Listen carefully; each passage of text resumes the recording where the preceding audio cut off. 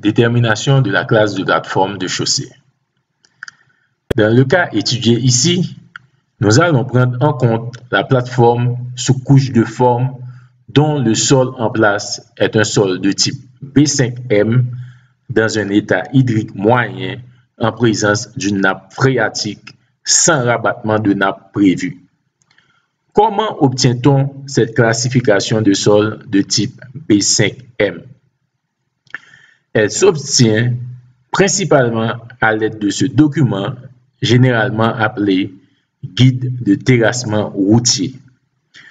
Un document incontournable lorsqu'on s'exerce sur le dimensionnement des structures de chaussée ou lorsqu'on veut déterminer de plus amples informations concernant la conception des structures de chaussée.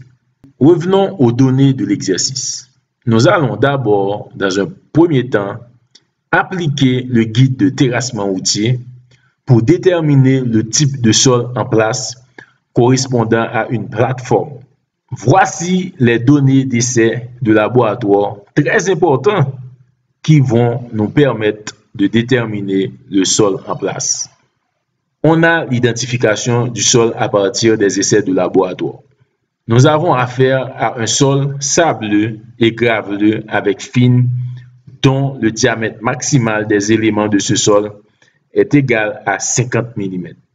Les passants au tamis de 80 micromètres est de 12%. Les passants à 2 mm est supérieur à 70%.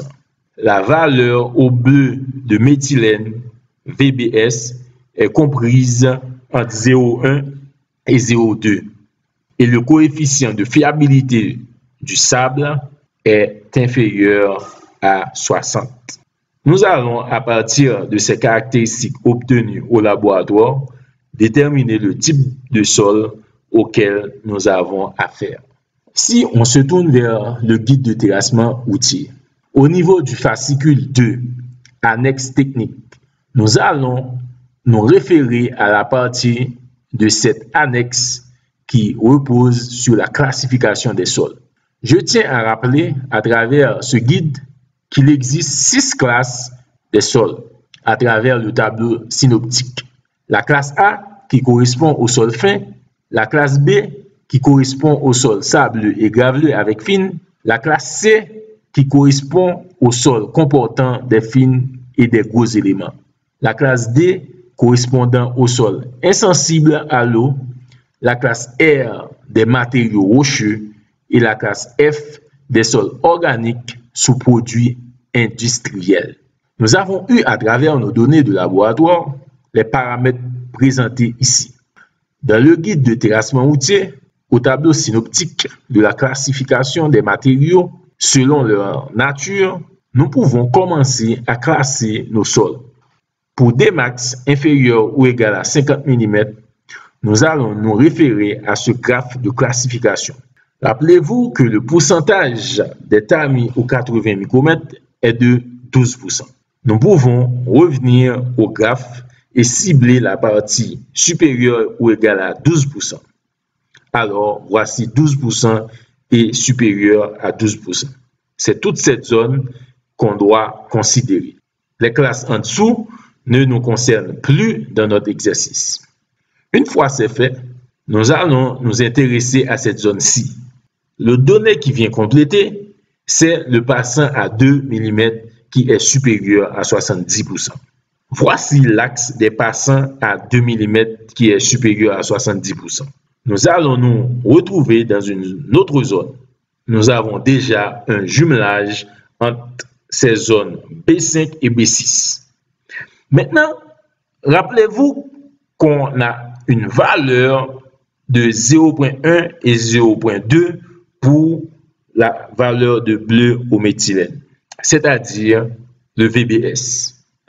Donc, notre matériau est compris dans cette zone-ci. En résumé, passant à 80 micromètres supérieur ou égal à 12%. Nous sommes là. Passant à 2 mm supérieur à 70%. Nous sommes dans cette zone. Valeur au bleu VBS, comprise entre 0,1 et 0,2, on se situe à B5 quasiment. Nous pouvons dès à présent stipuler que le sol est de type B5.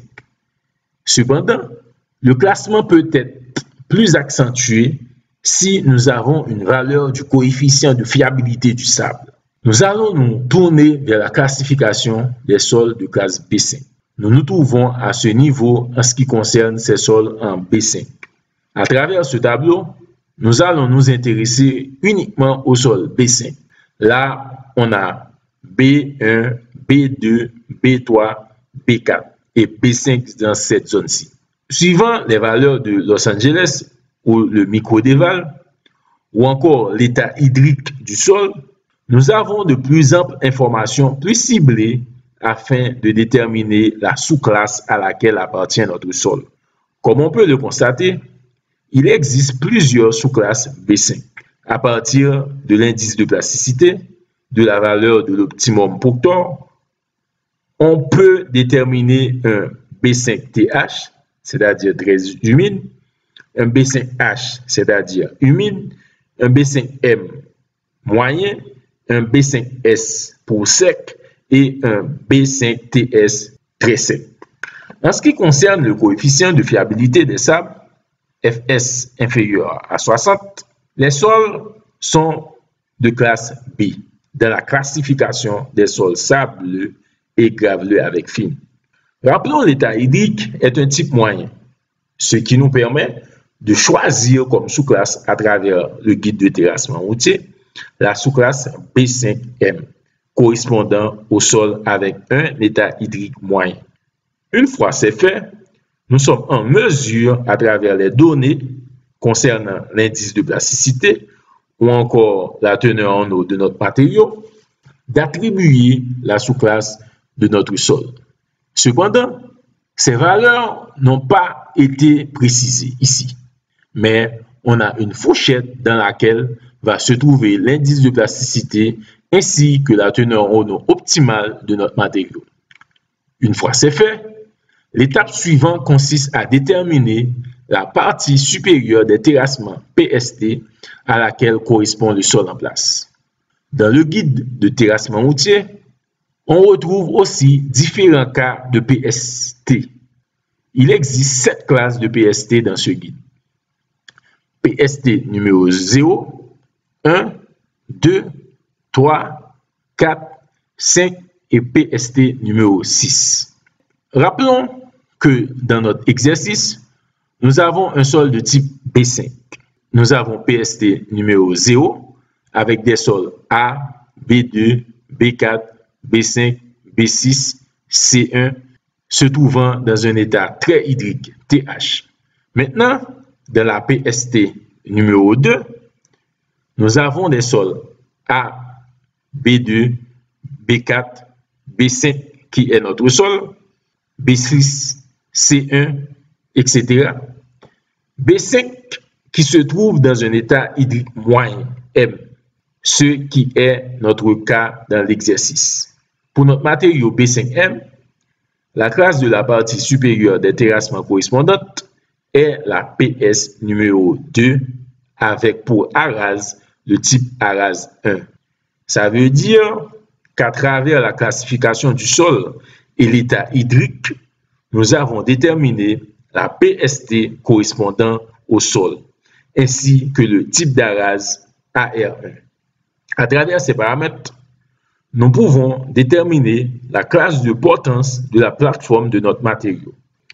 Sans plus tarder, à travers les tableaux qui suivent les différents cas de PST, c'est-à-dire les tableaux de conditions d'utilisation des matériaux en couche de forme, nous allons nous référer à la classification B5M. Nous avons B51M et B52M dans cette zone-ci.